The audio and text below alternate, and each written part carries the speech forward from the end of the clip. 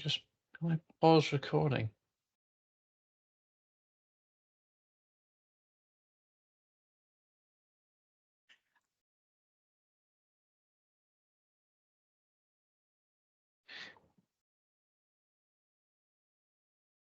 But I think there'll be some here already. Let's see.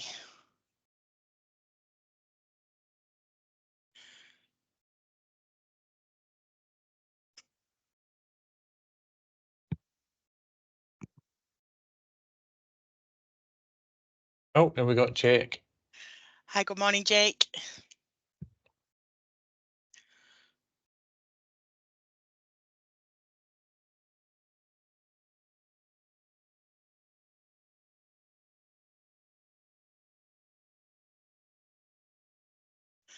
Just give it a few more minutes for people to join. We've got about half a dozen registrations, so hopefully we'll have a bit more of a cohort to deliver to this morning.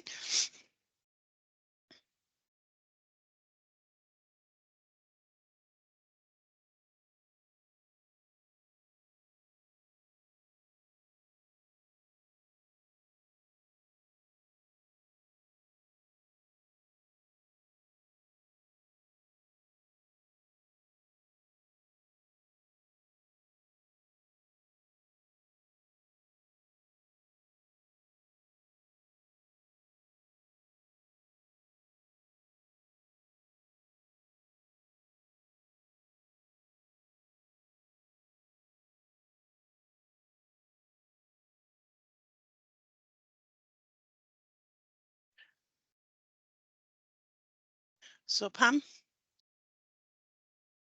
good morning, welcome.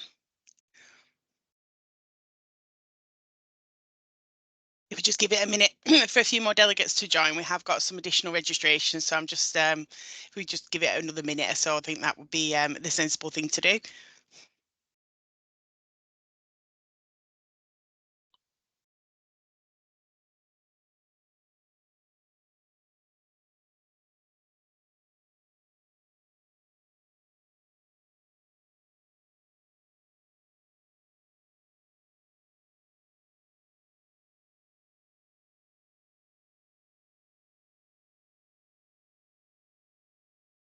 Should we get kicked off then, Mark, and people can join accordingly? Can do. We're expecting about half a dozen more though, aren't we? So yeah, I'm just conscious that if people join way later into the session, that it'll cut off the amount of time that you've got to really get take a deep dive into that content. okay, and we'll kick off then. It's 2 minutes past 10. Can everybody see my screen? Yeah. Yeah. Okay, INCOSE certification. This is a short taster session, really not about so much about the content of the System Engineering Handbook, but really about the certification process and what's involved in INCOSE certification, from associate to certified to expert. So a little bit about me to start with. Mark Williamson. I'm a member of INCOSE. Have to be a member of INCOSE to be a CSEP. I'm a certified system engineering professional. I did a certification preparation course in 2013, and then I thought it'd be a good idea if we just delivered ourselves, and I've been doing that ever since. My background: I'm an ex-RAF, Royal Air Force avionics and software engineer. Did 23 years around avionics systems, radar systems, and software systems. I'm currently managing director of Synth Technologies, and I'm responsible for all of our system engineering training course delivery. So we have a requirements writing course, we have our INCOSE Systems Engineering Certification Preparation Training, which we're going to talk about this morning, and also provide system engineering consultancy across several domains. So Synthesis is an organisation, been around, 37 years now. We're a small organisation, about 22 people in total. So we've been around, and we're based in Whitby, North Yorkshire. And we also had an office in actually Newcastle, not Gateshead now. I need to update that.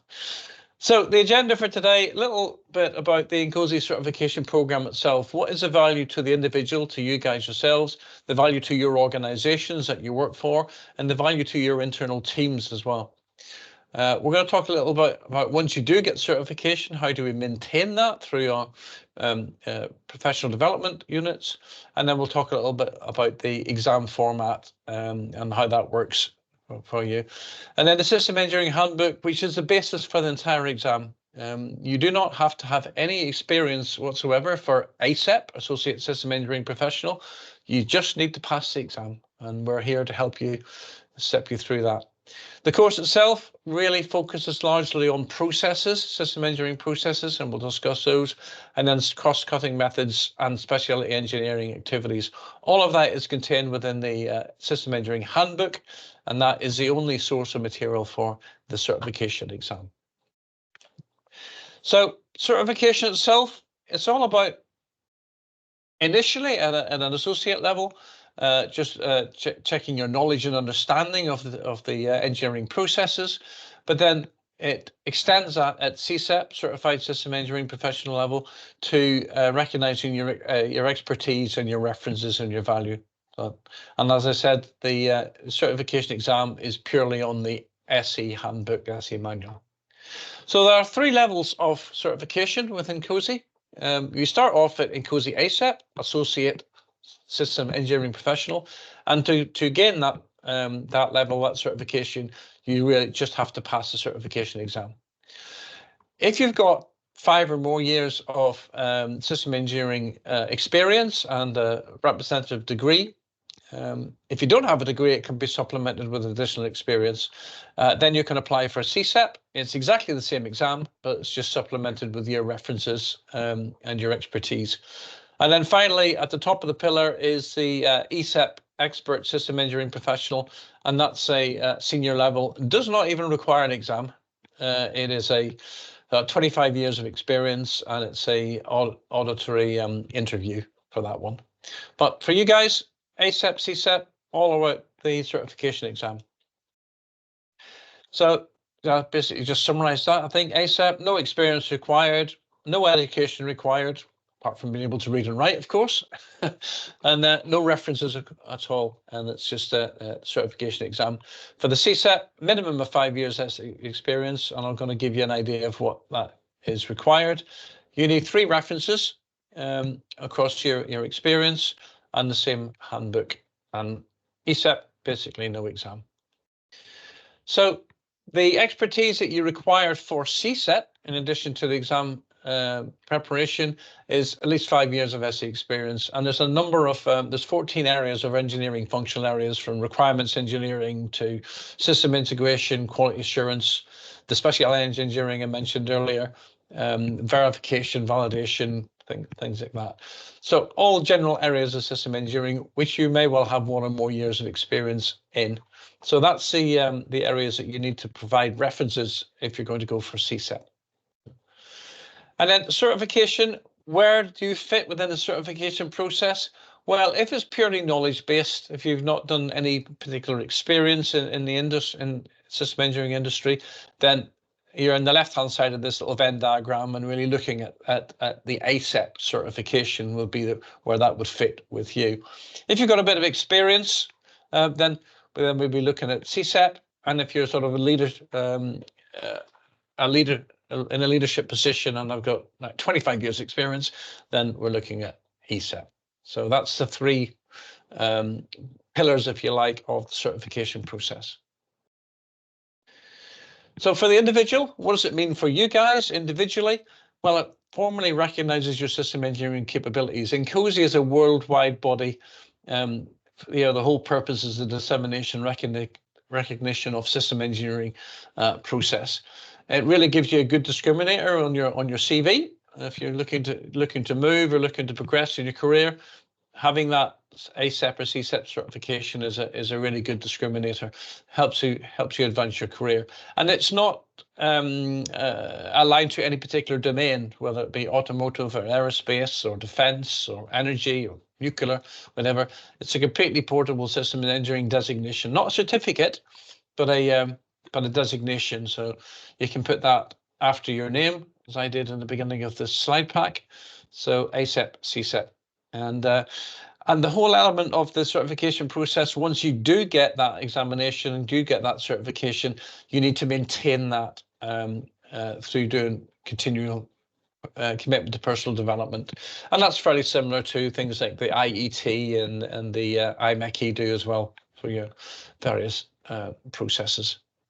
For your organization, for who you're working for, that really provides a discriminator at an organizational level that the staff have got a level of engineering capability. So when your organization is submitting tenders or requests for proposals or providing CVs from your organization, that's a really good discriminator, and it indicates to industry that your organization has invested in system engineering skills and capabilities. It is a completely external assessment, so it's not like marking your own homework. It's a completely independent external assessment, and actually we'll get to it a bit later, but the exam is a online proctored exam now, so through Examity. And for your internally to your teams, if you're working in your teams, if you're all subscribe to the System Engineering Handbook and the certification process, then it allows all of the team members to level set, if you like, on the concepts and activities. Everybody's aware of what they should be doing in a common way. So helps break down organizational boundaries, geographic boundaries, and cultural boundaries by level setting across the engineering handbook, which incidentally is derived from the ISO 15288 standard. Talk about a little bit more about that in a minute. So the process flow for certification, where did we start? Well, first of all, pick the level that's right for you. So I've identified ICEP, CCEP, and ECEP. So you determine what the level is for you, and then apply for the level of your choice on the INCOSE website. So, and there's an application form, there's a ability to submit your reference forms. You pay the fee, of course, for the registration, because INCOSE use that to manage your certification and your PDUs, etc. So, and then once you've got it, you need to maintain it. So you need to do your ongoing professional development, and I'm going to give you an idea of the sort of things that contribute to that personal development units. Then if you're an ICEP, 5 years cycle for ICEP, you need to renew your certification level. Thankfully, you don't have to do the certification exam again. You just have to pay the fee to INCOSE for the renewal. Submit your personal development unit log so that they can identify that you've done the necessary 120 PDUs. And then we get a tick in the box, and you get recertified for another 3 years for CCEP or 5 years for ICEP. Any questions on certification so far? If just want to pop something in the chat, then Sarah will aggregate those and we'll address them as we go along. No questions? No? Okay. So 2 options for the certification. You can go ahead and do the exam first. And I would highly recommend you do that, because if you do the exam first, then you've got ACEP in the bag, and that's a tick in the box. Or if you're applying for CCEP, you can submit all of you can apply for CCEP, submit all your evidence and your references, etc., get that all reviewed, and then do the exam. But as I said, I would highly recommend just getting the exam done first and then following up with the references. So renewal criteria for ICEP and CCEP is 120 PDU units for ICEP every 5 years, as I said, and for CCEP it's every 3 years. You have to maintain your INCOSE membership, so to maintain your certification as well. So that's INCOSE ensuring that you're aligned to all of the updates and changes that are going along. So 120 PDUs. So the sort of things you can use for these PDUs are in various different categories. So technical society participation. So just by being an INCOSE member, you get 5 PDUs a year. So there's 15 PDUs over your 3 years straight away. If you attend other symposiums, technical societies, chapter events, I'm not sure if you're aware, but within INCOSE, there is a vast range of working groups and etc. that you can contribute to or participate in, and you get a PDU for every hour that you attend those sessions. various symposiums, working groups, etc. If you're involved in STEM, or even STEAM these days, any volunteer activities, you can claim PDUs for those as well. And any other SE, system engineering related exam-based professional certification, then you can claim 5 PDUs for those each. That's the technical side participation. And then from a work perspective, system engineering work perspective, if you complete another technical graduate level course, then you can claim 2 PDUs for every class hour. So you can see you can quite rapidly rack these up. So it's never been an issue, certainly never been an issue for me in the 11 years I've been a CSEP to maintain my PDUs. Teach professional development, etc. Write and publish SE articles, write and publish SE books. All of these provide additional PDUs. And then if you're even really more clever and you're doing patent awards, you can get 10 PDUs per award for that, and there's no limit to that. So if you're busy writing patents, then there's a lot of PDUs can be had. And an area that I've traditionally accumulated a lot of PDUs is actually by leading organizations to increase INCOSE system engineering certifications. So 5 of those, and again, volunteer activities. So there is a lot of opportunity there once you've got your exam passed to maintain your PDUs.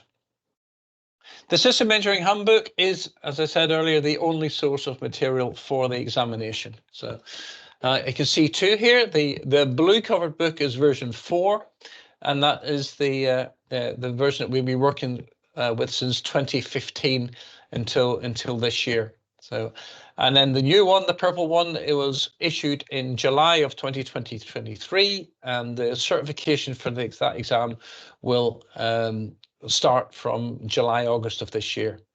At the moment, up until July, there's a hybrid exam. So if you study the version 4 handbook or the version 5 handbook, the examination only covers the material which is common to both books.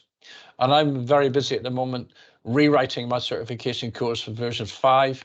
And then the first one we will run for that is our public course in June.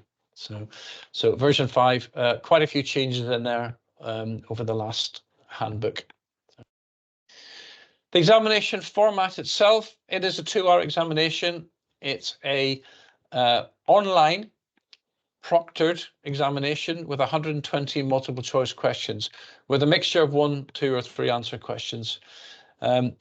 You do need to understand the System Engineering Handbook very well. The exam is purely on the handbook. It's not based on any of your prior knowledge or experience. In fact, in actually doing the exam, I would encourage you to forget about what you do in your day-to-day job and then focus on the content of the handbook. So we need to understand the handbook very well. So you need to recognize key phrases. We need to understand the language of the System Engineering Handbook. And one issue here is that the handbook is written it's in American English. So you just be very wary when you're answering the questions in the certification exam to actually read the question and read the question again. So you need to understand, we're going to talk about processes in a second, but we need to understand all of the engineering processes, their inputs, their outputs, their activities, and their interfaces to other processes, how one process feeds into another.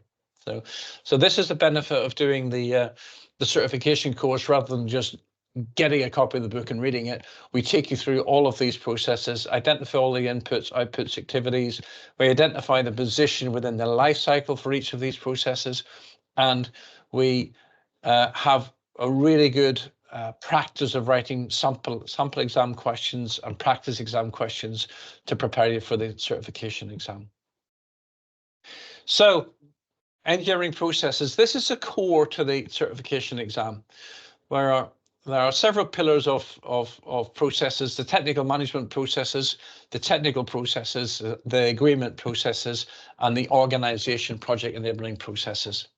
So I'll just walk through those very quickly, just to give you an overview what you might expect.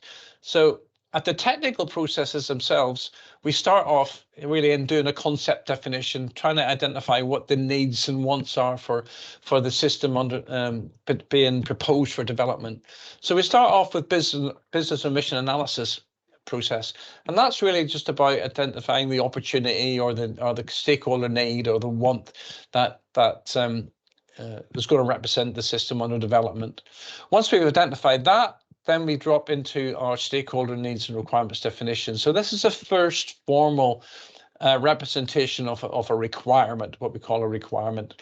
And it's interesting to note that of the 14 system and technical processes, 3 of them are related directly to requirements. So if you don't get your requirements right, then the rest of the project is probably not going to be very successful indeed. So stakeholder needs and requirements definition, deriving those stakeholder needs, formally representing those in a requirement statement.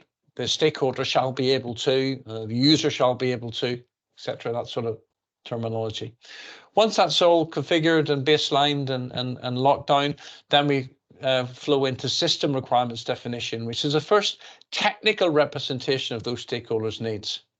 So we flow down into system requirements and we specify the system. Output of that will be a system requirements specification in INCOSE terms, system requirements specification.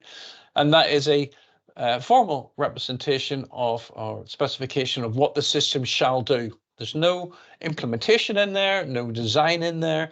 It's what the system shall do, not how it's going to do it.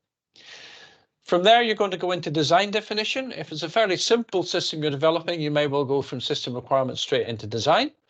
But if it's a more complex system, you may well do some system architecture definition.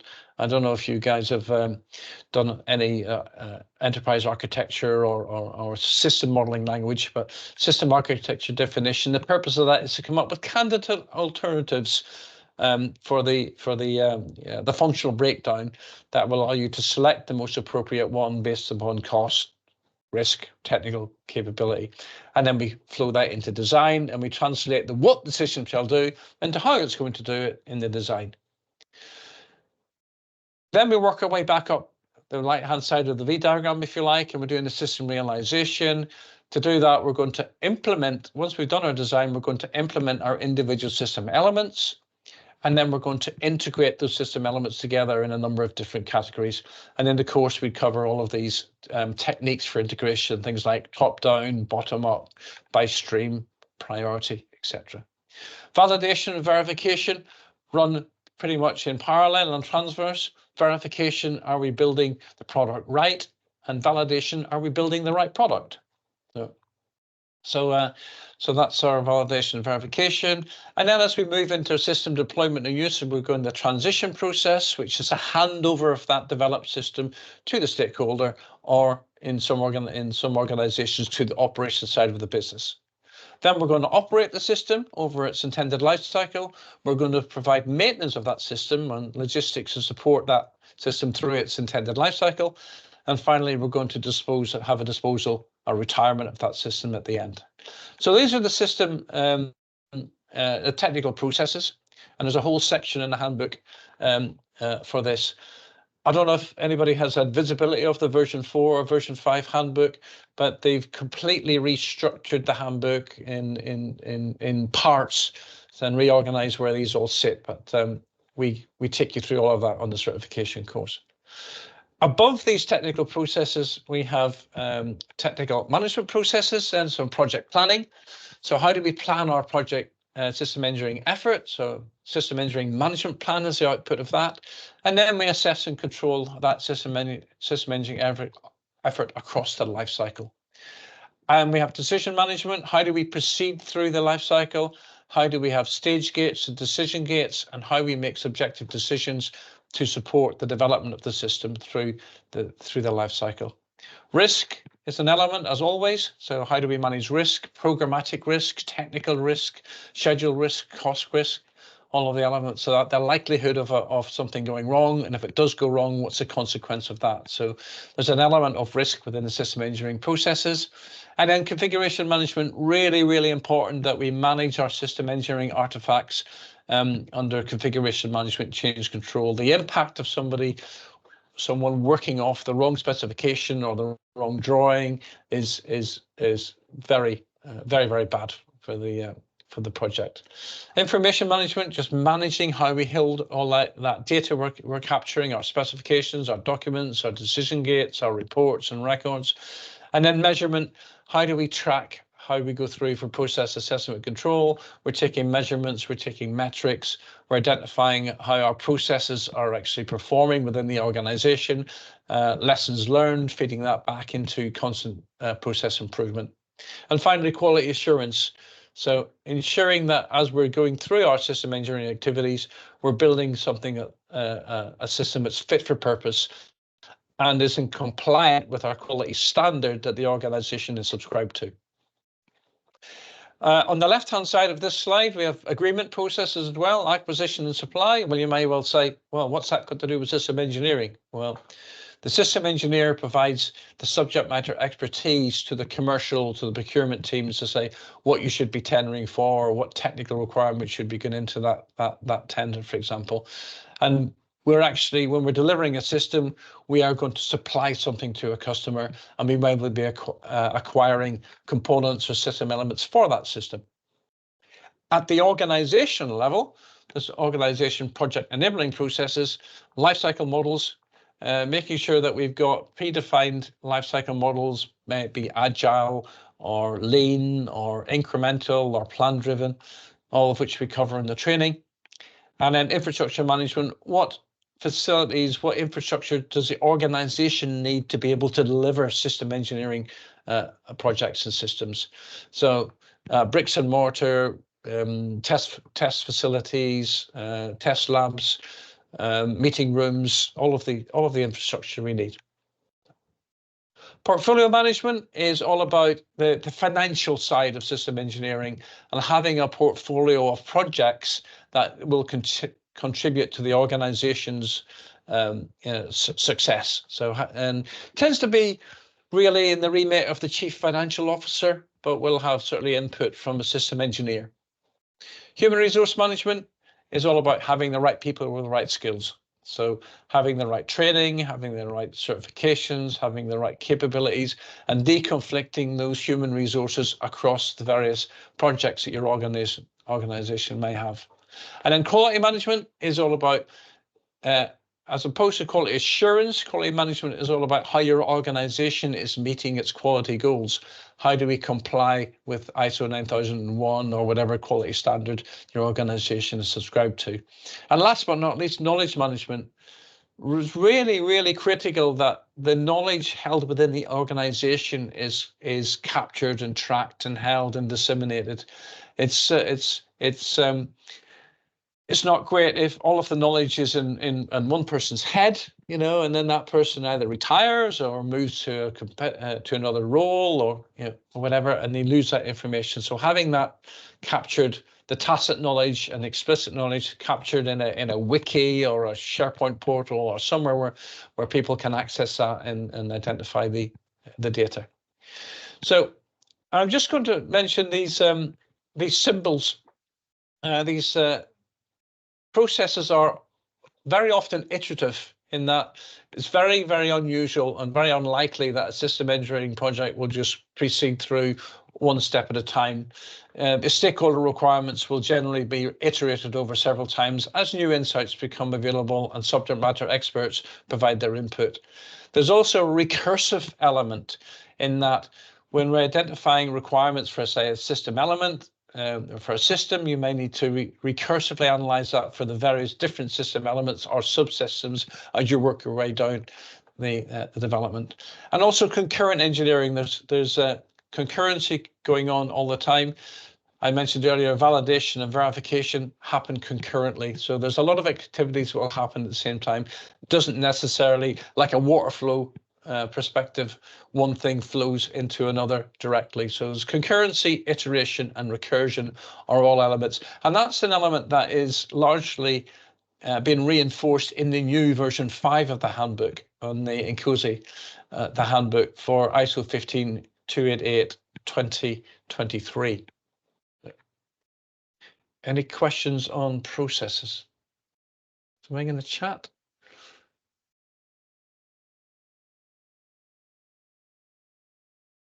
No? Okay, we'll move on. So yeah, just reinforcing that concurrency, iteration, recursion. We start off with an enterprise level and our system, what we call our system of systems. How does our system contribute to the larger picture, that's sort of level N, and then as I work our way down our system of interest and subsequent levels, we're doing recursion, we're doing iteration, and we're doing concurrent activities as we go through. So that's a key element in the handbook version 5. When we do the preparation and when you're reviewing for the certification exam, every single one of these technical management agreement and organization project enabling processes have what we call an IPO diagram, an input process output diagram. And that will identify the activities that are carried out or the candidate activities that will be carried out within that individual process. It'll identify the inputs to that process and the outputs of that process. And for the certification exam, you really need to know the inputs, outputs, and activities for every single process within the handbook. There are also controls and enablers. These aren't displayed on the individual IPO diagrams, but they're listed in the back of the handbook because they're fairly much standard. They don't change much between one processes. Things like laws, regulations, agreements will control how that process is executed, but there'll all be organization policies and project infrastructure which will enable you to carry out those activities. So this is an example of IPO diagram, business or mission analysis process. I sort of mentioned this a little bit earlier. So there's a number of activities here: prepare for it, define the opportunity or problem, opportunity space, characterize that solution space, evaluate those alternative classes, and then manage the business analysis. Inputs, well, it makes fairly good sense if you're going to develop a system within your organization. That will fit within your organization's strategic plan. You will have your concept of operations. Other source documents, lifecycle constraints could be budget, could be technical capability, could be anything that your organization will constrain how you can execute that organization. And you will have stakeholder requirements traceability at a later stage, as I say, from iteration. Once you've defined your stakeholder requirements, you will trace those back to your business requirements, and then that will then become an input. And then outputs, things like the strategy, major stakeholder identification. This is really fundamental. If you do not identify your major stakeholders and get those stakeholders on board, there's very, very little chance of getting the approvals and the agreements to be able to proceed through the life cycle. So it's a common problem with system engineering projects where you don't have good stakeholder identification or engagement. The output, as I said, of this process is business requirements. So business requirement specifications, and then a preliminary measure of effective needs and data.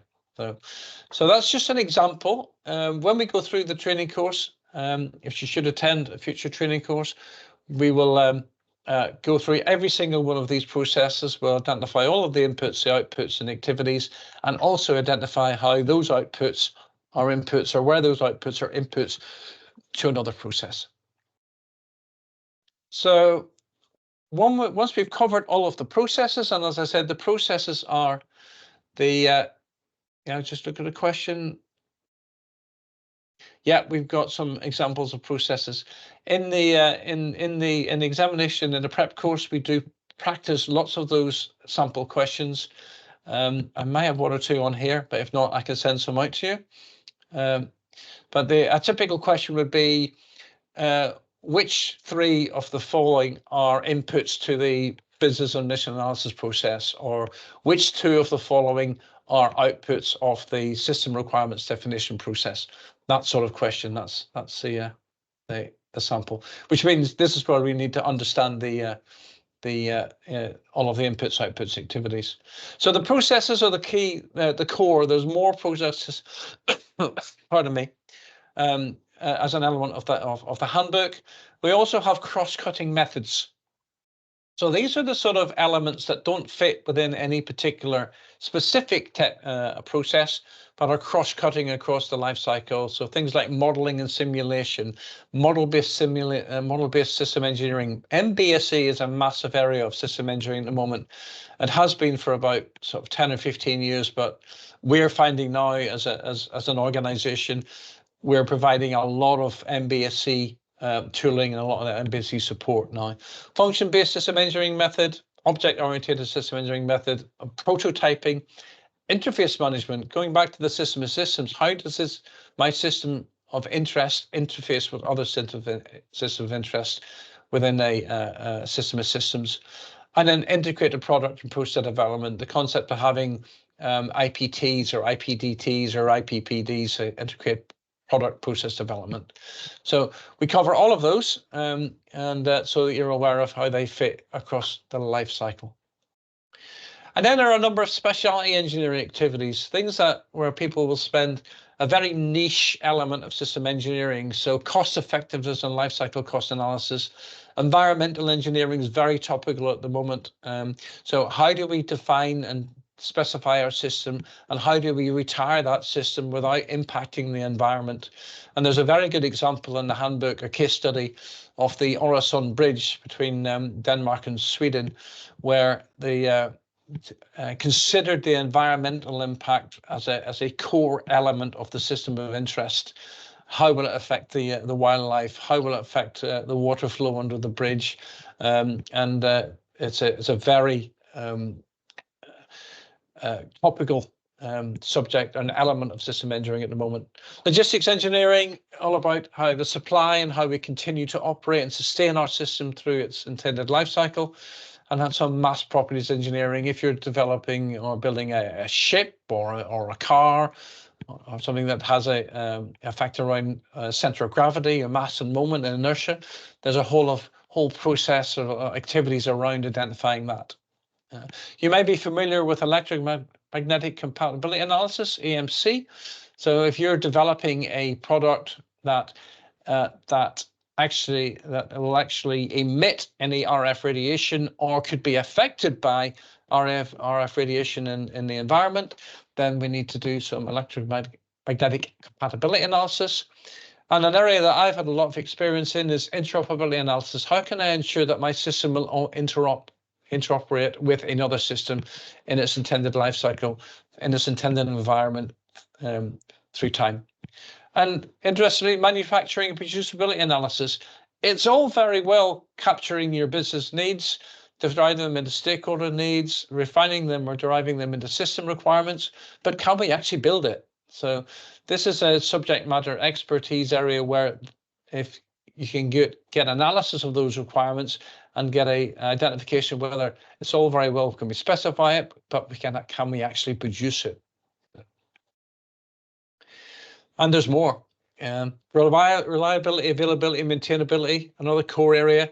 How do we ensure that our system will be reliable, available, and maintainable? Lots of techniques around failure mode effects and critical analysis, FMEAs or FMECAs, Ishikawa diagrams, all of those things that can help towards identifying our RAM, reliability, availability, and maintainability. System safety engineering, this is an absolutely massive one. So all of about the hazard analysis and the multiple different types of hazard analysis for how that system will operate, the hazard on to the environment, the hazards to the users, etc. So that's quite a large and quite niche specialty engineering activity where some engineers spend their whole life just doing hazard analysis or hazard techniques. Usability analysis, how can this system be used in the real world? A lot of human systems integration, for example. And then how can we ensure that the system is resilient to either attack or continue to operate under threat? So resilience engineering is another one. Training needs analysis, as you might expect, this is something I do an awful lot of, going in and understanding what the training needs are.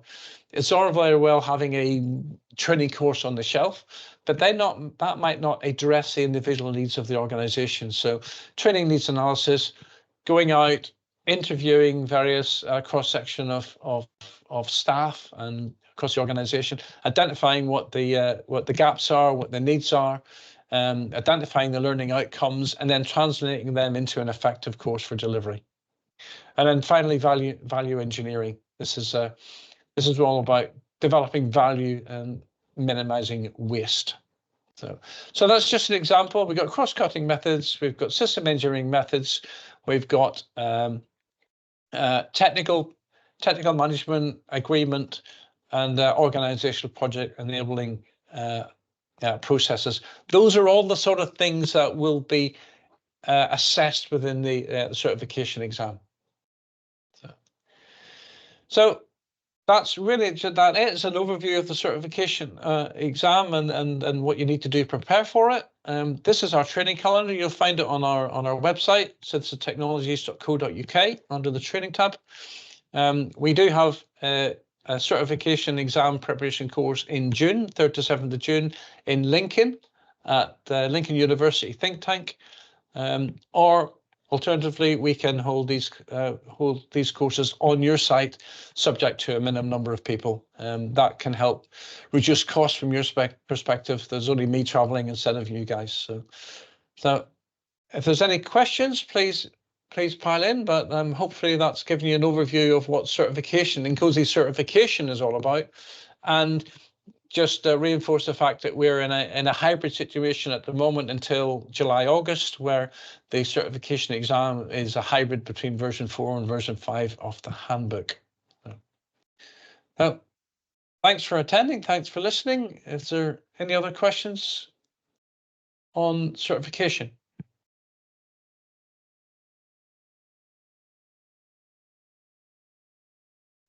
The exam, and how many questions are there? We covered that slightly earlier. I don't know if you come in a little bit later. It's a 2-hour examination, 2-hour online proctored examination by Examity, 120 multiple choice questions and a mixture of different types, single answer and multiple answer questions based upon the handbook.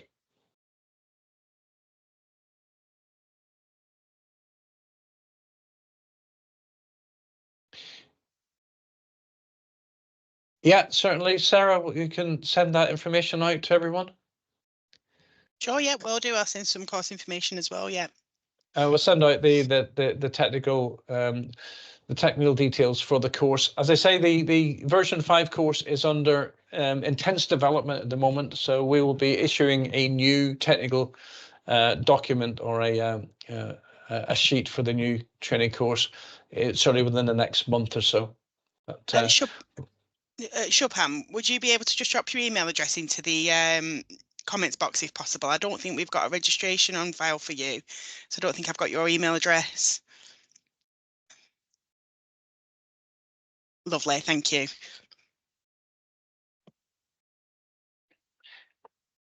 Okay, any other questions from anyone?